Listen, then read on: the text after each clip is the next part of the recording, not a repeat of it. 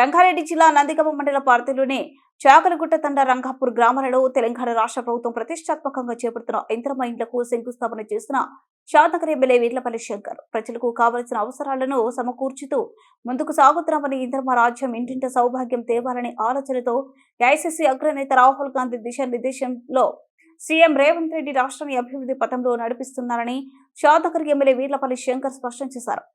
ఈ కార్యక్రమంలో మాజీ సర్పంచ్ రాజు నాయక్, మండల అధ్యక్షుడు జంగ నరసింహ, గంగాపూర్ గ్రామ కాంగ్రెస్ పార్టీ అధ్యక్షుడు ఆకుల జ్ఞానేశ్వర్, డైరెక్టర్ రూప్ సింగ్, శ్రీను నాయక్, గాబ్రు చౌహాన్, లక్ష్మణ్ నాయక్, కొమ్ము కృష్ణ, చంద్రపాల్ రెడ్డి, డేపల్లె కుమార్ గౌడ్ తదితరులు పాల్గొన్నారు.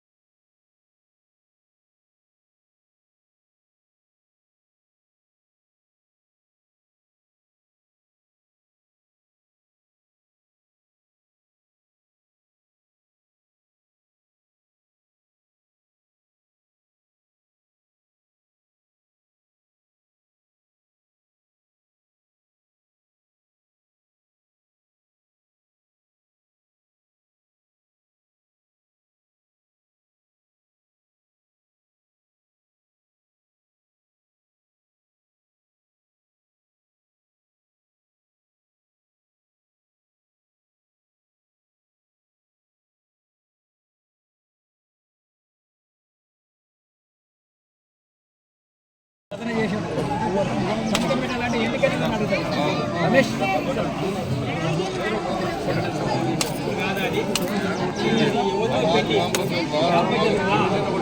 గ్రామ సభ ఉంటుంది, గ్రామ సభ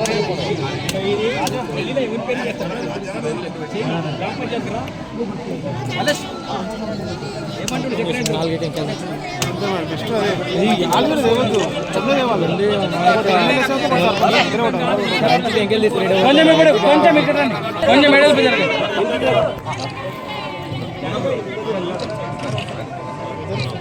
నాయిల్ అంటుండే అయిపోయాయి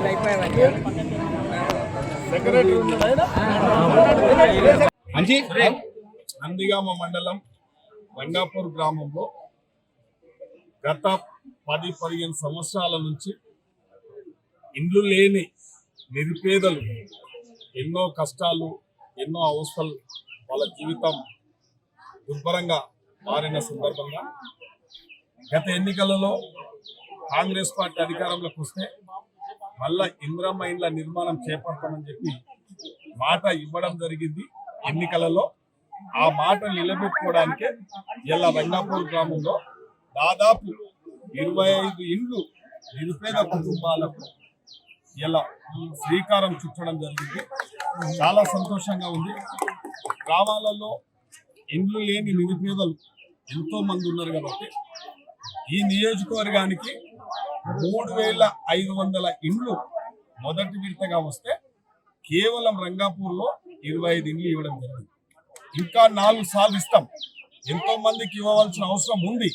ఎందుకంటే గత 15 సంవత్సరాల నుంచి పక్కా ఇండ్ల నిర్మాణం చేపట్టలేదు కాబట్టి, నిర్లక్ష్యం చేసింది కాబట్టి, ఈ రాష్ట్ర ప్రభుత్వం గత పాలకులు నిర్లక్ష్యం చేయడం వల్లనే ఈ పరిస్థితి ఏర్పడింది. కాబట్టి ఈ రోజు సంతోషంగా దాదాపు ఈ యొక్క నందిగా మండలంలో చిన్న మండలం అయినప్పటికీ 500-600 ఇండ్లు నిర్మాణం మొదటి విడత.